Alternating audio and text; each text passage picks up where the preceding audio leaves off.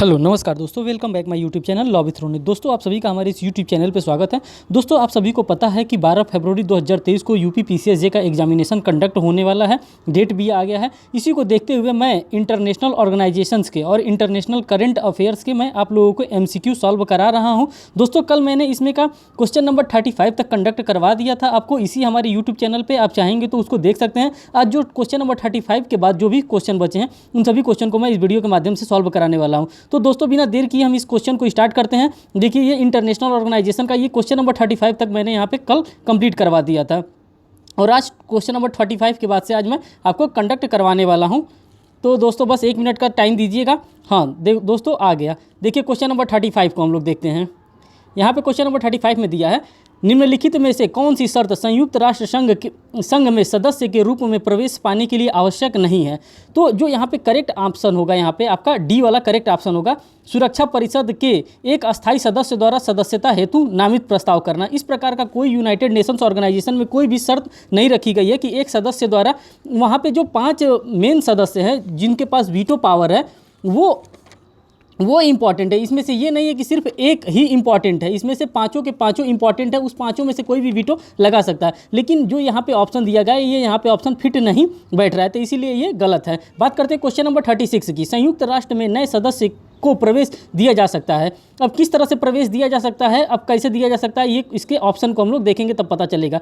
इसमें जो प्रवेश दिया जा सकता है, यहाँ पे सुरक्षा परिषद की संस्तुति पर सामान्य सभा द्वारा, जब सुरक्षा परिषद यहाँ पे संस्तुति करेगा, मीन्स की अपना रिकमेंडेशन सेंड करेगा, उसी के बाद से वहाँ पे नए सदस्यों का प्रवेश दिया जा सकता है। और यहाँ पे भी एक कंडीशन है, 2/3 की मेजॉरिटी होनी चाहिए, तभी वहाँ पे आपको प्रवेश दिया जाएगा। अब देखिए इसके व्याख्या को हम देखेंगे तो समझ में आएगा। संयुक्त राष्ट्र चार्टर के अनुच्छेद 4 के प्रावधान के अनुसार संयुक्त राष्ट्र संघ में नए सदस्यों को सुरक्षा परिषद की संस्तुति पर सामान्य सभा मीन्स की महासभा 2/3 बहुमत से प्रवेश दिया जा सकता है। चूंकि नए राज्यों को संयुक्त राष्ट्र संघ में प्रवेश देने के लिए महत्वपूर्ण विषय है, अतः इसकी संस्तुति के लिए सुरक्षा परिषद के 9 सकारात्मक मतों की आवश्यकता होती है, जिसमें से संघ के 5 अस्थायी सदस्य, जो अस्थायी सदस्य हैं जैसे कि अमेरिका हो गया, ब्रिटेन हो गया, चाइना हो गया, रसिया हो गया, फ्रांस हो गया, ये अस्थायी सदस्य हैं, इनका वोट देना वहाँ पर जरूरी है। बात करते हैं क्वेश्चन नंबर 37 की। किसी राज्य को संयुक्त राष्ट्र की सदस्यता में प्रवेश दिया जाता है, कब दिया जाता है? संयुक्त सुरक्षा परिषद के अनुमोदन के उपरांत महासभा के द्वारा। अभी आप लोगों ने ऊपर देखा है 2/3 के मेजॉरिटी से वहाँ पे प्रवेश दिया जाता है, सुरक्षा परिषद जब कह देता है सिक्योरिटी काउंसिल।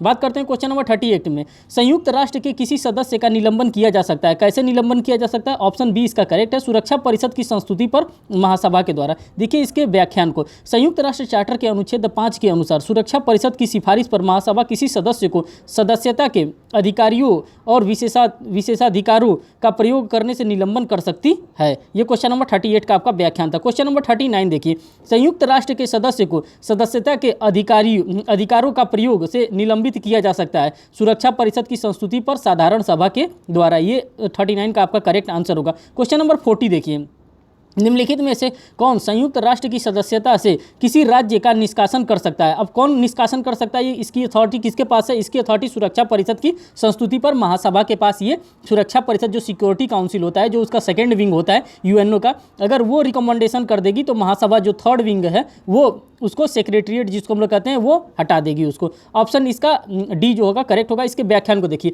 संयुक्त राष्ट्र चार्टर के अनुच्छेद 6, आपके लिए ये इंपॉर्टेंट की चीज़ हो गई, जो अनुच्छेद 6 बता दिया गया। आपको इसी तरह से अनुच्छेद पे भी कमांड बना के रखना है। संयुक्त राष्ट्र चार्टर के अनुच्छेद 6 के अनुसार संयुक्त राष्ट्र के किसी भी सदस्य को चार्टर के सिद्धांतों के निरंतर उल्लंघन करने पर सुरक्षा परिषद की सिफारिश पर महासभा द्वारा सदस्यता से निलंबित किया जा सकता है। क्योंकि किसी सदस्य का निष्कासन एक प्रक्रियात्मक मामला है, अतः इसके लिए सुरक्षा परिषद को 9 सदस्यों की सकारात्मक सहमति, जिसमें से 5 अस्थायी सदस्य होने चाहिए। 5 अस्थायी सदस्य कौन कौन है मैं आपको बार बार बता रहा हूँ। 5 अस्थायी सदस्य, जिसमें जैसे अमेरिका हो गया, ब्रिटेन हो गया, चाइना हो गया, रसिया हो गया और फ्रांस हो गया, यही अस्थायी सदस्य हैं। इनके पास वीटो पावर है, जो काम को रुकवाने की शक्ति है इन लोगों के पास। इन लोगों की सहमति आवश्यकता यहाँ पे आवश्यक होती है। बात करते हैं क्वेश्चन नंबर 41 की।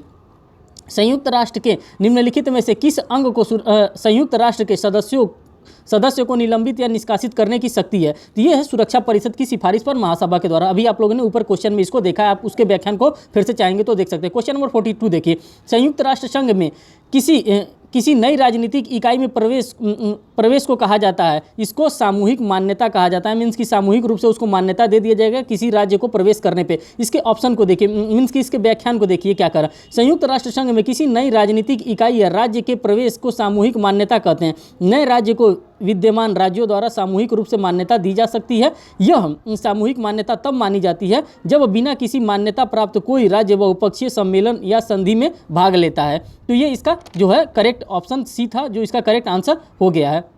दोस्तों बात करते हैं क्वेश्चन नंबर 43 का। तो दोस्तों ये क्वेश्चन को आयोग द्वारा ही निरस्त कर दिया गया है। आयोग इसका देखिए आंसर में स्टार बना के दिया है, इसको नहीं माना गया, इसीलिए हम लोग इस क्वेश्चन को नहीं सॉल्व करेंगे। डिस्प्यूटेड क्वेश्चन को हम लोग नहीं सॉल्व करेंगे। फिर बात करते हैं क्वेश्चन नंबर नेक्स्ट, जो इसका 44 नंबर क्वेश्चन है।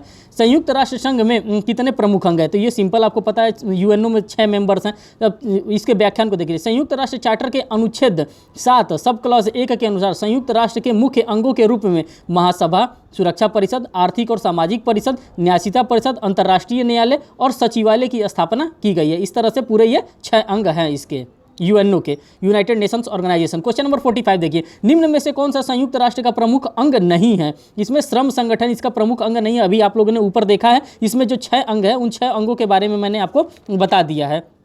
जैसे न्यायिका परिषद हो गया, इकोसॉक हो गया, इकोनॉमिक एंड सोशल काउंसिल हो गया, फिर से इंटरनेशनल कोर्ट ऑफ जस्टिस हो गया, फिर सचिवालय हो गया, फिर United nation for security council हो गया, और उसके बाद से इसके जो जनरल असेंबली, यही महासभा, जो 6 इसके पार्ट हैं। संयुक्त यहाँ पे अंतर्राष्ट्रीय श्रम संगठन नहीं होगा। देखिए इसके व्याख्यान से भी आप देख सकते हैं। संयुक्त राष्ट्र चार्टर के अध्याय 3, ये आपके लिए इंपॉर्टेंट हो जाए। अध्याय 3 अनुच्छेद 7 में इसके प्रमुख अंगों को बताया गया। वर्ष 1945 में स्थापित संयुक्त राष्ट्र के मुख्य अंग हैं, जैसे महासभा है, सुरक्षा परिषद है, आर्थिक एवं सामाजिक परिषद है, ट्रस्टीशिप जिसको न्याय परिषद कहते हैं, फिर उसके बाद से अंतर्राष्ट्रीय न्यायालय और संयुक्त राष्ट्र सचिवालय है इसका, संयुक्त राष्ट्र सचिवालय है इसका। क्वेश्चन नंबर 46 देखिए, आप लोग इसी तरह ज़्यादा से ज़्यादा एमसीक्यू सॉल्व करेंगे तो आपका जो यूएनओ का पार्ट है, मीन्स की जो इंटरनेशनल ऑर्गेनाइजेशन है, वो यहाँ से कवर हो जाएगा। आपको कहीं और भटकने की आवश्यकता नहीं है। इसमें हमारे पास 400 क्वेश्चन है, मैं 400 क्वेश्चन कई पार्ट्स मिला करके आपको ये कराने वाला हूँ। क्वेश्चन नंबर 46 देखिए, निम्नलिखित में से कौन से 2 संयुक्त राष्ट्र संघ के प्रमुख अंग नहीं है?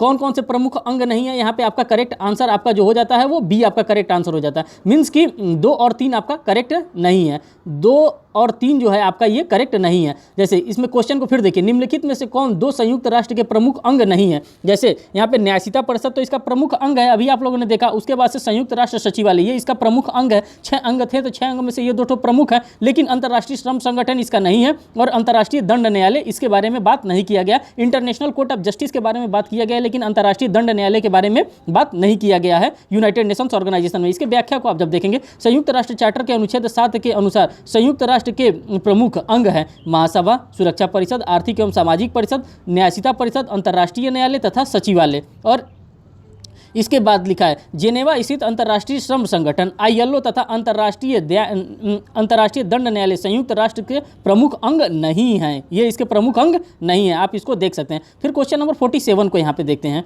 यहाँ पे संयुक्त राष्ट्र के प्रमुख अंग वे हैं जिनका उल्लेख किया गया है। कहाँ किया गया है? संयुक्त राष्ट्र चार्टर के अनुच्छेद 7 में इनका उल्लेख किया गया है। जो इसका करेक्ट आंसर होगा वो ऑप्शन सी आपका करेक्ट आंसर होगा। बात करते हैं क्वेश्चन नंबर 48 की। निम्नलिखित में से कौन संयुक्त राष्ट्र संघ का एक अंग नहीं है? आप लोगों को पता ही है कि इसमें 6 अंग है, जो कि इसमें IMF जो इंटरनेशनल मॉनेटरी फंड है, जिसको अंतर्राष्ट्रीय मुद्रा कोष कहा जाता है, ये इसका अंतर्राष्ट्रीय, ये इसका अंग नहीं है यूएनओ का। इसके व्याख्या को देखिए। वाशिंगटन स्थित अंतर्राष्ट्रीय मुद्रा कोष IMF संयुक्त राष्ट्र संघ के 6 प्रमुख अंग में शामिल नहीं है। इस तरह से आपको क्वेश्चन दे करके, ऑप्शन दे करके फंसाने का आयोग कोशिश करेगा, लेकिन आपको फंसना नहीं है। आपको पता है कि हाँ 6 अंग है, इसके 6 अंग है, 6 से 7वां अंग इसका नहीं बना है। ठीक, निम्नलिखित में से कौन संयुक्त राष्ट्र संघ का अंग नहीं है? देखिए विश्व स्वास्थ्य संगठन इसका अंग नहीं है। देखिए UPCJ 2012 में क्वेश्चन पूछा गया, इसी तरह से आपको क्वेश्चन पूछा जाएगा। इसके व्याख्यान को देखिए। विश्व स्वास्थ्य संगठन WHO संयुक्त राष्ट्र संघ का प्रमुख अंग नहीं है। क्वेश्चन नंबर 50 देखिए, विश्व स्वास्थ्य संगठन की स्थापना कब हुई थी? ये हुई थी 7 अप्रैल 1948 को हुई थी। देखिए इसके आंसर में आयोग ने भी स्टार लगाया है, मीन्स कि ये आंसर इसका डिस्प्यूटेड था। लेकिन जब आप इसके व्याख्यान को पढ़ेंगे, जब आप एनालिसिस करेंगे, तब आपको समझ में आएगा कि नहीं, इसका जो स्थापना जो संगठन था स्थापना जो होता वो 7 अप्रैल 1948 को हुआ था। ये उत्तराखंड सीजे में 2019 में क्वेश्चन पूछा गया था, ये रिसेंट में पूछा गया है, अभी हाल ही में जो एग्जाम हुआ है। देखिए, विश्व स्वास्थ्य संगठन WHO का संविधान 22 जुलाई 1946 को स्वीकृत किया गया तथा इसकी स्थापना 7 अप्रैल 1948 को हुई थी। बस इतना ही आपको बात याद रखना है कि 7 अप्रैल 1948 को इसकी स्थापना हुई थी, आगे इसमें कुछ जानने की आवश्यकता नहीं है। क्वेश्चन नंबर 51 देखिए, निम्नलिखित में से कौन सा संयुक्त राष्ट्र संघ का एक विशिष्ट अभिकरण नहीं है? संयुक्त राष्ट्र बाल निधि, ये इसका एक अभिकरण नहीं है। आपको पता है कि 6 अंग है, 6 अंग में से 7वां कोई अंग इसका नहीं बनाया गया।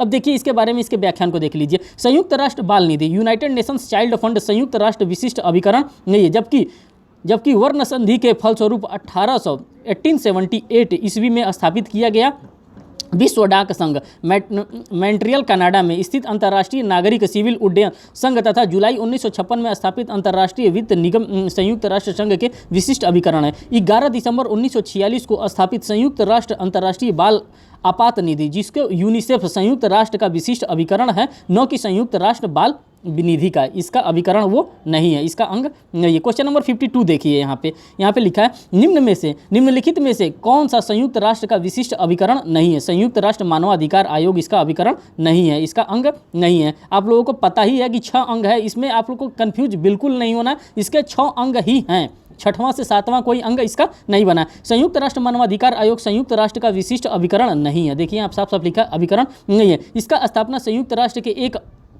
अंग आर्थिक और सामाजिक परिषद के द्वारा अपने उद्देश्य की प्राप्ति के लिए की गई थी, जिसको संयुक्त राष्ट्र महासभा ने 12 फरवरी 1946 को अनुमोदित किया था। पुनः इसके अंतर्गत अनेक उपयोगों का भी गठन किया गया था। संकल्प संख्या 48/141 और 29 दिसंबर 1993 को महासभा ने मानव अधिकार उच्चायुक्त पद का सृजन किया था। तो इसमें आप लोगों को ये देखने को मिल गया। क्वेश्चन नंबर 53 देखिए, निम्नांकित में से कौन संयुक्त राष्ट्र संघ का मुख्य अंग नहीं है? तो आप लोगों को पता है कि मुख्य अंग मानव अधिकार आयोग इसका नहीं है, न्यायिता परिषद है, आर्थिक एवं सामाजिक परिषद है, अंतर्राष्ट्रीय न्यायालय ये इसका मुख्य अंग है। देखिए ये कहाँ पूछा, उत्तराखंड सीजे में पूछा और यूपी PCS में भी पूछा, 1998 पूछा, 1999 में पूछा।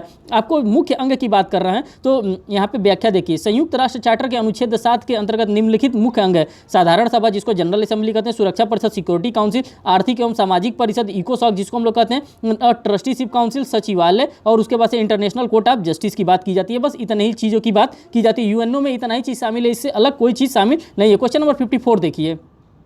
क्वेश्चन नंबर 54 में संयुक्त राष्ट्र मानवाधिकार परिषद एक सहायक निकाय है। अब किसका सहायक निकाय है? सुरक्षा परिषद का तो नहीं, अंतर्राष्ट्रीय आपराधिक न्यायालय का तो बिल्कुल नहीं, महासभा का नहीं, इनमें से कोई नहीं। जो करेक्ट आंसर होगा वो आपका डी होगा, इनमें से किसी का भी वो सहायक निकाय नहीं है। क्वेश्चन नंबर 55 देखिए, संयुक्त राष्ट्र मानवाधिकार काउंसिल किस नगर में स्थित है? ये नगर पूछ लिया है, किस राज्य में स्थित है, किस स्टेट में स्थित है, किस कंट्री में स्थित है, उसका जो अधिकार का किस नगर में स्थित है संयुक्त राष्ट्र मानवाधिकार का काउंसिल, तो ये जेनेवा में स्थित है, जेनेवा स्विट्जरलैंड में। मैंने आपको इसके लिए एक वीडियो अलग से बना करके इस चैनल पर डाल दिया है कि कौन सा स्विट्जरलैंड में स्थित है, कौन सा न्यूयॉर्क में है, कौन सा फ्रांस में, कौन सा चाइना में, कौन सा बीजिंग में, उन सभी का मैंने एक वीडियो बना करके आपको इस चैनल पर डाल दिया। आप चाहें तो उसको देख सकते हैं कि इसका मुख्यालय कहाँ पे सिचुएटेड है। क्वेश्चन नंबर 56 देखिए, संयुक्त राष्ट्र में मानव अधिकार परिषद, जो मानव अधिकार परिषद है इसका जो करेक्ट ऑप्शन होगा आर्थिक और सामाजिक परिषद की सहायक अंग है, ये एक सहायक उसका अंग है। ऑप्शन नंबर बी इसका करेक्ट आंसर होगा। क्वेश्चन नंबर 57 देखिए, यहाँ पे निम्नलिखित कथनों पर विचार कीजिए। जो रीजन 1 दिया है और जो असरसर 1 दिया है और जो रीजन आर दिया है। देखिए पहले में क्या कहा, संयुक्त राष्ट्र न तो राज्य है और न ही ऊपरी राज्य है, ये बात पहले में कहा जा रहा है। तर्क क्या दिया जा रहा है, महासभा के प्रस्तावों का बाध्यकारी विधिक प्रभाव स्वीकार नहीं किया जाता है और केवल सुरक्षा परिषद के निर्णय का ही विधिक या बाध्यकारी प्रभाव। इसका जो करेक्ट आंसर है वो ए और आर दोनों सत्य है, दोनों जो बातें कही जा रही हैं वो सत्य हैं। अब आप इसको व्याख्या से देख सकते हैं। महासभा द्वारा लिए गए निर्णय किसी राष्ट्र पर बाध्यकारी नहीं है, पर वे उन मुद्दों पर विश्व समुदाय की राय को जाहिर करते हैं। संयुक्त राष्ट्र के सदस्य अंतर्राष्ट्रीय शांति और सुरक्षा को बनाए रखने की प्राथमिक जिम्मेदारी सुरक्षा परिषद को सौंपते हैं और इस बात पर सहमत होते हैं कि जिम्मेदारी के अधीन अपने कर्तव्यों का पालन करते समय सुरक्षा परिषद उनकी ओर से कार्य करेगा। यही बात बताई गई है। क्वेश्चन नंबर 58 देखिए, जलवायु परिवर्तन की अग्रणी संस्था अंतर्राष्ट्रीय जलवायु अंतर्राष्ट्रीय जलवायु परिवर्तन पैनल की स्थापना किसने की है? अब इसके पैनल की स्थापना किसने की है? अब क्वेश्चन नंबर 58 का आप ऑप्शन देखिए क्या कह रहा है। इसका जो देखिए यहाँ पे भी यूपीसीजे 2018 में ये क्वेश्चन पूछा गया था, लेकिन इसका डिस्प्यूटेड आंसर है। तो डिस्प्यूटेड आंसर जब भी हो जाता है तो आयोग वहाँ पे स्टार लगा देता है और इसको कैंसिल करके इसका नंबर सबको प्रोवाइड किया जाता है। अब इसको हम लोग देखते हैं इसके बॉक्स को क्या कह रहा है। जलवायु परिवर्तन और अंतर सरकारी पैनल वर्ष 1988 में संयुक्त राष्ट्र पर्यावरण कार्यक्रम यूएनईपी एवं विश्व मौसम विज्ञान WMO द्वारा की गई थी। उक्त प्रश्न में लोक सेवा आयोग ने उत्तर डी माना है। इसका जो उत्तर है लोक सेवा आयोग उत्तर प्रदेश डी माना है, जबकि ए आंशिक तौर पर सत्य माना जा सकता है। वास्तव में कोई विकल्प सही नहीं है। जो यहाँ पे विकल्प दिया गया है कोई सही नहीं है। देखिए इस तरह से डिस्प्यूटेड जो प्रश्न होते हैं उसका इस तरह से लिख दिया जाता है। बात करते हैं महासभा की।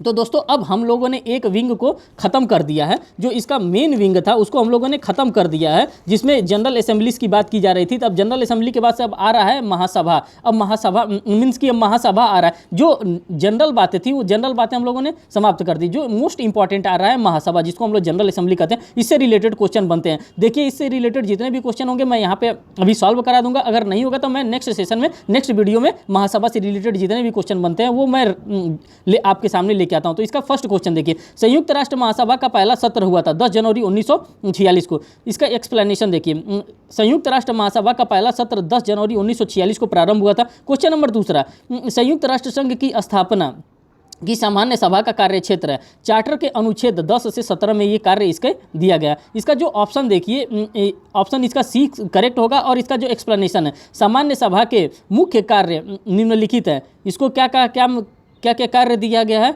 विमर्शकारी कार्य दिया गया है, आर्थिक कार्य दिया गया है, पर्यवेक्षण संबंधी कार्य दिया गया है, संवैधानिक कार्य दिया गया है, निर्वाचन संबंधी कार्य दिया गया। ये यूपीपीसीएस में 1994 में ये पूछा गया क्वेश्चन है। क्वेश्चन नंबर 3 देखिए, कौन सा देश संयुक्त राष्ट्र सुरक्षा परिषद का अस्थायी सदस्य नहीं है? तो इसका अस्थायी सदस्य जर्मनी नहीं है। मैंने आपको पहले ही बता दिया है जो इसका अस्थायी सदस्य है वो कौन कौन है। अमेरिका है, ब्रिटेन है, चाइना है, रसिया है और फ्रांस है। इसमें आपको कंफ्यूज होने की आवश्यकता नहीं है। फिर बात करते हैं क्वेश्चन नंबर सी की। इसका व्याख्यान, संयुक्त राष्ट्र चार्टर के अनुसार सुरक्षा परिषद संयुक्त राष्ट्र का मुख्य अंग है। इसमें 15 सदस्य होते हैं, 5 अस्थायी 10 अस्थायी। जैसे चीन, रूस, अमेरिका, फ्रांस, ग्रेट ब्रिटेन इसके अस्थायी सदस्य हैं। 10 अस्थायी सदस्य का निर्वाचन महासभा द्वारा 2 वर्ष की अवधि के लिए किया जाता है। अतः उपरोक्त प्रश्न में जर्मनी सुरक्षा परिषद का अस्थायी सदस्य नहीं है। यहाँ पे जर्मनी जो है सुरक्षा परिषद का अस्थायी सदस्य नहीं है। फिर बात करते हैं क्वेश्चन नंबर 4 की, संयुक्त राष्ट्र के निम्नलिखित अंगों में से कौन सा अंग विधायी कृत्य करता है? विधायी कृत्य का काम कौन करता है? ये महासभा के द्वारा किया जाता है। इसके व्याख्या को देखिए, संयुक्त राष्ट्र चार्टर के अनुच्छेद 7 के अनुसार महासभा संयुक्त राष्ट्र संघ के 6 प्रमुख अंगों में से एक है। महासभा सभी विधायी कार्य संपादित करती है, जबकि सुरक्षा परिषद को कार्यकारिणी शक्ति प्रदान की गई है। क्वेश्चन नंबर 5 देखिए, संयुक्त राष्ट्र संघ का निम्नलिखित में से कौन सा अंग वैधानिक कार्य का संपादन करता है? ये जो कार्य करता है, विधायिका का काम जो करता है वो महासभा के द्वारा किया जाता है। क्वेश्चन नंबर 6 यहाँ पे देखिए, महासभा में संयुक्त राष्ट्र के प्रत्येक सदस्य के अधिक से अधिक प्रतिनिधि होंगे। यहाँ पे 5 अधिक से अधिक प्रतिनिधि होंगे, लेकिन माना जाएगा वोट एक माना जाएगा। देखिए इसके व्याख्यान को देखिए, संयुक्त राष्ट्र चार्टर के अनुच्छेद 7 के अनुसार महासभा संयुक्त राष्ट्र का बड़ा प्रतिनिधित्वात्मक अभिकरण अंग है, जिसमें संयुक्त राष्ट्र संघ के सभी सदस्य राज्यों को अपने 5 प्रतिनिधि रखने का अधिकार होता है। 5 रखने का मीन्स कि एक राष्ट्र से, जैसे भारत है, भारत से 5 लोग जा सकते हैं, लेकिन वो 5 अलग अलग बातें नहीं करेंगे, 5 एक ही बात करेंगे। यही यहाँ पे इंपॉर्टेंस की बात की जा रही है।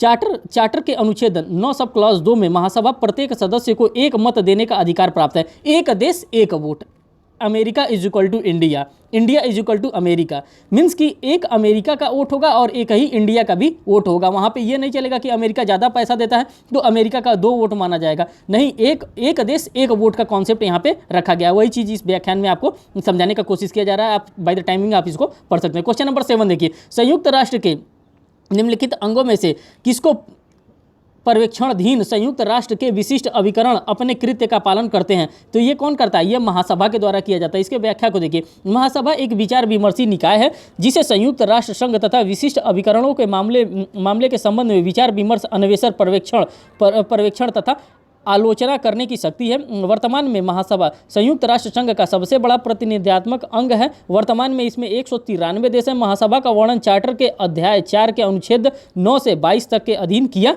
गया है, जो कि सबसे बड़ा जो पार्ट्स है मीन्स इंटरनेशनल ऑर्गेनाइजेशन का, तो वो आपका यूएनओ ये, क्योंकि इसमें 193 देश की सहभागिता है। क्वेश्चन नंबर 8 देखिए, संयुक्त राष्ट्र की महासभा की छठी समिति का क्या नाम है? छठी समिति जो है इसका क्या नाम है? उसकी नाम है विधिक समिति। यहाँ पे व्याख्यान को आप देखेंगे, विधि समिति संयुक्त राष्ट्र महासभा की छठी समिति है। यह महासभा के 69वें सत्र में आई। विधिक समिति महासभा के विधिक प्रश्नों पर विचार हेतु प्राथमिक मंच है। विधि का मीन्स की लॉ का कोई भी प्रश्न होता है उसके लिए ये मंच है। अंतर्राष्ट्रीय क्वेश्चन नंबर 9, अंतर्राष्ट्रीय विधि का प्रगतिशील विकास करना निम्नलिखित में से किसका कार्य है? ये जो कार्य है ये महासभा का कार्य है। इसके व्याख्यान को देखिए, अंतर्राष्ट्रीय विधि का प्रगतिशील विकास करना तथा उसे संहिताबद्ध करने के लिए प्रोत्साहित करने का कार्य महासभा का है। अनुच्छेद 13 सब क्लॉज 1 उपखंड क में इस बात को बताया गया। क्वेश्चन नंबर 10 यहाँ पे देखिए, महत्वपूर्ण आवश्यक मामलों में महासभा किस प्रकार निर्णय करती है? अब किस प्रकार निर्णय करती है? उपस्थित और मतदान में भाग लेने वाले सदस्यों के 2/3 बहुमत से यहाँ पे निर्णय किया जाता है। जब आप इसके व्याख्यान को देखेंगे तो वो सारी चीज़ें आपको यहाँ पे समझ में आ जाएंगी। देखिए व्याख्यान में क्या कर रहा है। संयुक्त राष्ट्र चार्टर के अनुच्छेद 18 सब क्लॉज 2 के अंतर्गत निम्नलिखित प्रश्न महत्वपूर्ण माने गए हैं, जिन पर निर्णय उपस्थित और मतदान में भाग लेने वाले सदस्यों के 2/3 बहुमत से किया जाता है। जैसे पहला, अंतर्राष्ट्रीय शांति तथा सुरक्षा को बनाए रखने के लिए संस्तुति। दूसरा, आर्थिक तथा सामाजिक परिषद के सदस्यों का निर्वाचन। तीसरा, सुरक्षा परिषद के अस्थायी सदस्यों का निर्वाचन। अनुच्छेद 86 सब क्लॉज ए, ये अनुच्छेद किसका है? संयुक्त राष्ट्र चार्टर का अनुच्छेद बताया जा रहा है। 86 सब क्लॉज 1 के अनुसार न्यायशीता परिषद के सदस्यों का निर्वाचन। फिर 5वां, न्यायशीता प्रणाली के कार्यान्वयन संबंधी प्रश्न। फिर 6ठा, संयुक्त राष्ट्र में नए सदस्यों का प्रवेश। 7वां, सदस्य का निलंबन। 8वां, सदस्यों का निष्कासन और बजट संबंधी प्रश्न। ये सारा काम इसका है।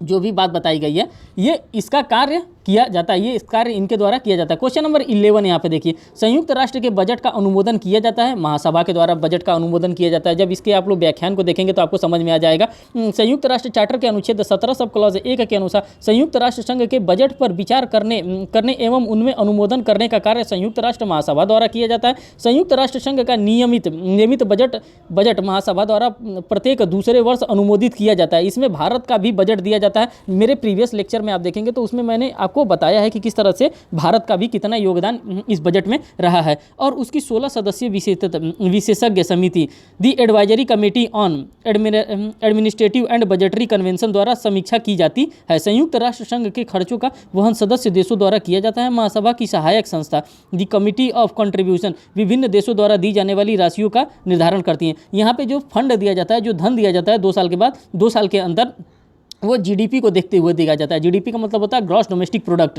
यहाँ पे ग्रॉस डोमेस्टिक प्रोडक्ट जिसका जितना होता है उसी को देखते हुए यहाँ पे आपको वहाँ पे अपना हिस्सा देना पड़ता है धन का। यहाँ पे क्वेश्चन नंबर 12 देखिए, लिटिल असेंबली सृजित की जाती है। ये लिटिल असेंबली जो सृजित की जाती है वो महासभा के द्वारा किया जाता है। इसका व्याख्यान देखिए, संयुक्त राष्ट्र महासभा द्वारा चार्टर के अनुच्छेद 22 के अंतर्गत लिटिल असेंबली की स्थापना की गई है। इसके अतिरिक्त महासभा ने अंतर्राष्ट्रीय विधि आयोग 1947, अंकटाड 1946, यूनिटार 1952 तथा IDA 1966 जैसे गौण संस्थाओं की भी स्थापना की है। क्वेश्चन नंबर 13 देखिए, महासभा द्वारा पारित प्रस्ताव बंधनकारी होता है और नहीं भी होता है। इसके द्वारा जो पारित किया गया प्रस्ताव होता है वो बंधनकारी भी होता है और नहीं भी होता है। व्याख्यान को देखिए, महासभा द्वारा पारित प्रस्ताव का प्रभाव आंतरिक कार्यों में बाध्यकारी होता है, जबकि सदस्य राज्यों पर इसका प्रभाव बाध्यकारी नहीं होता है। यह संघ चार्टर के अनुच्छेद 18 एवं इसकी ऐतिहासिक पृष्ठभूमि से स्पष्ट है। क्वेश्चन नंबर 14 यहाँ पर देखिए, संयुक्त राष्ट्र की साधारण सभा को संसार की संसद नहीं कहा जा सकता है। संसार का संसद इसको नहीं कहा जा सकता है। उपरोक्त सभी इसका जो है करेक्ट आंसर है। यह देखिए ऑप्शन, देखिए ऑप्शन इसको मैं पढ़ रहा हूँ। यह संसार के समस्त देशों के लिए विधि नहीं बना सकती। शायद जाहिर सी बात है, इस समस्त देशों के लिए विधि नहीं बना सकती। सेकंड ऑप्शन है, इसके प्रस्ताव सदस्य देशों पर बाध्यकारी प्रभाव नहीं रखते हैं। जाहिर सी बात है नहीं रखते हैं। तीसरा देखिए, यह सदस्य देशों के घरेलू क्षेत्र अधिकार से संबंधित मामलों में दखल नहीं देती। जाहिर सी बात है नहीं देती है, क्योंकि ये सिर्फ इंटरनेशनल टेरिटोरीज को देखती है। इसके व्याख्यान को देखिए, महासभा की अनेक परिसीमाएं हैं जिनके कारण यह अपना कार्य प्रभावशाली ढंग से नहीं कर पाती है। उपर्युक्त तीनों कार्य परिसीमाओं में शामिल नहीं है, अतः साधारण सभा द्वारा संसार की सदस्य संसद नहीं कहा जा सकता। इन्हीं कारणों से इसको संसार का संसद नहीं कहा जा सकता। क्वेश्चन नंबर 15 देखिए, निम्नलिखित में से संयुक्त राष्ट्र के चार्टर का कौन सा अनुच्छेद मतदान की प्रक्रिया से संबंधित है? ये आपको मैं कई बार बता चुका हूँ। अनुच्छेद 18 जो है इसके मतदान की प्रक्रिया से संबंधित है। जब मैं कभी आपका वो पढ़ रहा हूँ, व्याख्यान पढ़ रहा हूँ, तो आप लोग व्याख्यान को ध्यान से देखिए, उसमें सारी बातें लिखी रहती हैं। संयुक्त राष्ट्र चार्टर के अनुच्छेद 18 में मतदान की प्रक्रिया से संबंधित बात की गई। क्वेश्चन नंबर 16 देखिए, शांति के लिए एकता और प्रस्ताव निम्नलिखित के द्वारा पारित किया जाता है। किसके द्वारा पारित किया जाता है? ये महासभा के द्वारा पारित किया जाता है। इसके व्याख्यान को देखिए, संयुक्त राष्ट्र अमेरिका तथा फ्रांस तथा ब्रिटेन के समर्थक ने 3 नवंबर 1950 को संयुक्त राष्ट्र महासभा में 5वें सत्र के समक्ष शांति के लिए संगठित होना, यूनाइटिंग फॉर पीस का प्रसिद्ध संकल्प पारित प्रस्तुत किया गया। इस प्रस्ताव को महासभा ने 52 मतों से पारित किया था। इस प्रस्ताव के द्वारा महासभा को अंतर्राष्ट्रीय शांति बनाए रखने के लिए कुछ शक्तियां प्रदान की गई, परंतु ध्यान रहे कि अंतर्राष्ट्रीय शांति व सुरक्षा बनाए रखने के लिए प्राथमिक जिम्मेदारी सुरक्षा परिषद की है, जिसकी मैंने बताई थी 14 दिन में एक बार मीटिंग हो जाती है और बहुत अर्जेंसी रहती है तो विदिन 24 आवर भी इनकी मीटिंग कंडक्ट कराई जा सकती है, जो सुरक्षा परिषद होता है। ये एक अंतर्राष्ट्रीय लेवल पर पुलिस का काम करती है, जो सिक्योरिटी काउंसिल होती है यूएनओ की। बात करते हैं क्वेश्चन नंबर 17 की। संयुक्त राष्ट्र संघ का महासभा द्वारा शांति के लिए संगठित होने का संकल्प कब पारित किया गया? ये 3 नवंबर 1950 को पारित किया गया था। क्वेश्चन नंबर 18 देखिए, महासभा का शांति के लिए एकता प्रस्ताव की वैधता को अंतर्राष्ट्रीय न्यायालय में किस मामले में वैध बताया गया? ये बताया गया है, ऑप्शन इसका करेक्ट आंसर ए होगा, संयुक्त राष्ट्र के कतिपय खर्चों के मामले में इसको वैध बताया गया है। इसका जो ऑप्शन व्याख्यान है उस व्याख्यान को आप लोग देख सकते हैं। महासभा द्वारा 3 नवंबर 1950 को शांति के लिए एकता प्रस्ताव यूनिटिंग फॉर पीस पारित किया गया। इस प्रस्ताव के अनुसार महासभा किसी ऐसे मुद्दे जिस पर अंतर्राष्ट्रीय शांति एवं सुरक्षा को खतरा हो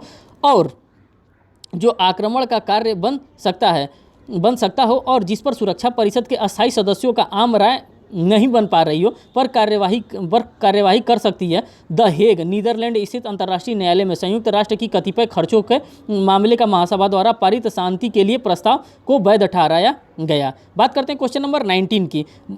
मानवीय अधिकारों की सार्वभौमिक घोषणा किस वर्ष की गई थी? ये 1948 में की गई थी। देखिए ये क्वेश्चन कहाँ पूछा गया? उत्तरांचल सीजे में पूछा गया 2002 में, यूपी पीसीएस जे में पूछा गया लगातार 1991, 92, 1993 में लगातार ये क्वेश्चन पूछा जा रहा है। तो सोच लीजिए यूपी पीसीएस जे के लिए कितना इंपॉर्टेंट होगा, क्योंकि यूपी पीसीएस जे का तो ये पार्ट है। इसका व्याख्यान देखिए, संयुक्त राष्ट्र महासभा के मानवाधिकारों की सार्वभौमिक घोषणा 10 दिसंबर 1948 को की गई थी। क्वेश्चन नंबर 20 देखिए, किस तिथि ने संयुक्त राष्ट्र के मानवाधिकारों की सार्वभौमिक घोषणा को अपनाया था? 10 दिसंबर 1948 को अपनाया था। आपने पहले व्याख्यान देख लिया। क्वेश्चन नंबर 21 देखिए, निम्नलिखित में से किसने उल्लेखित है कि हर एक को राष्ट्रीयता का अधिकार है? ये लिखा गया है universal declaration of human rights में, ये बातें लिखी गई है। जब यहाँ पे आप व्याख्यान को देखेंगे, मानवाधिकार की सार्वभौमिक घोषणा universal declaration of human right 10 दिसंबर 1948 को अनुच्छेद 15 पैरा 1 में हर एक को राष्ट्रीयता का अधिकार वर्णित है, जबकि अनुच्छेद 15 पैरा 2 में राष्ट्रीयता से मनमाने ढंग से बेदखल न किए जाने का राष्ट्रीय परिवर्तित करने का अधिकार वर्णित है। क्वेश्चन नंबर 22 को यहाँ पे हम लोग देखते हैं।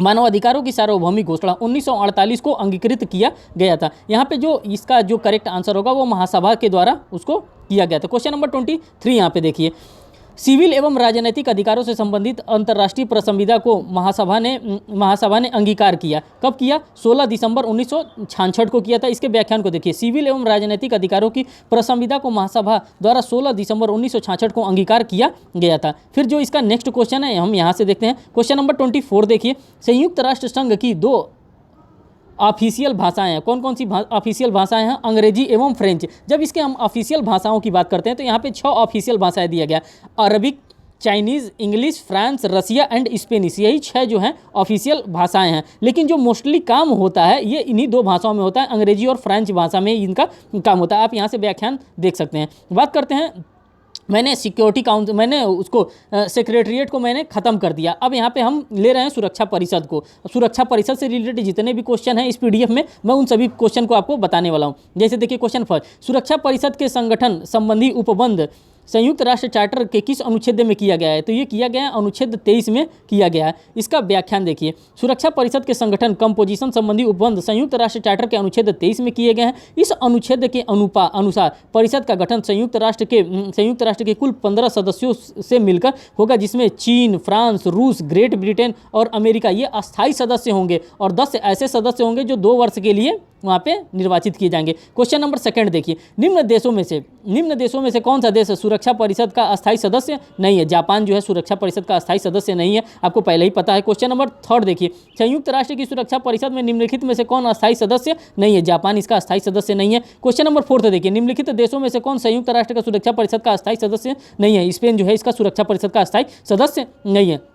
दोस्तों ये रहा आज का सेशन, जो कि मैंने जिसमें जितना क्वेश्चन हो सका उतना क्वेश्चन मैंने सॉल्व कराने का कोशिश किया। दोस्तों मैं लगातार आपको इंटरनेशनल ऑर्गेनाइजेशन से रिलेटेड मैं क्वेश्चन बनाता रह रहा हूँ, ये इंटरनेशनल करंट अफेयर से रिलेटेड मैं क्वेश्चन बनाता रह रहा हूँ, फिर जूरिस्प्रूडेंस से रिलेटेड क्वेश्चन मैं बनाता रहता हूँ। जो भी यूपी पीसीएस के लिए हमसे हो सकता है मैं वो सारे काम आपके लिए करूँगा। अगर आपको आवश्यकता पड़ती है, अगर आपको माइनर एक्ट भी पढ़ना है हमसे, तो आप हमारे कमेंट बॉक्स में हमको लिख सकते हैं कि सर हमें माइनर एक्ट को भी बता दीजिए। तो मैं माइनर एक्ट को भी, जो 9 माइनर एक्ट आए हैं उन सभी माइनर एक्ट में से मैं कुछ 4-5 माइनर एक्ट मैं आपको इसी चैनल के माध्यम से मैं आपको बता दूंगा। अगर आप लोग इंटरेस्टेड हैं तो आप हमारे कमेंट बॉक्स में जरूर लिखिए, मैं माइनर एक्ट को भी आपको कराने के लिए मैं एग्री हूं। बस आप लोग इस वीडियो को वॉच करिए और इसको हो सके तो ज़्यादा से ज़्यादा लोगों को शेयर करिए।